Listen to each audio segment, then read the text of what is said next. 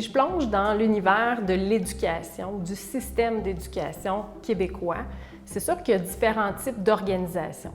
Par exemple, les écoles préscolaires, primaires, secondaires. Et là, on a au Québec un réseau public, réseau privé.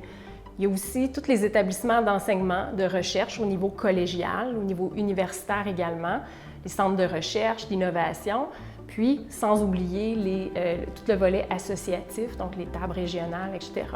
Je ne ferai pas la liste exhaustive, mais quand même, ça nous permet de contextualiser qu'il y a différents regroupements, différentes catégories et organisations. Maintenant, il y a un point commun dans tout ça qui est notre élève, qui est l'enfant ou l'adolescent qui progresse dans ces organisations-là. Et ultimement, le but, c'est de l'amener à cheminer, à progresser, à apprendre et à réussir. Et là, on s'entend réussir avec un grand R, là. Donc, réussir, ce n'est pas que académique. Réussir, c'est développer son plein potentiel, c'est se réaliser, c'est devenir un bon être humain. Et on entend souvent aussi devenir un citoyen engagé, responsable. Donc, les écoles ont une mission aussi de développement autour de ça. Et pas que les écoles, les collèges. Donc, tout le réseau québécois s'organise autour de cet élève-là ou de cet enfant-là, adolescent, qui apprend.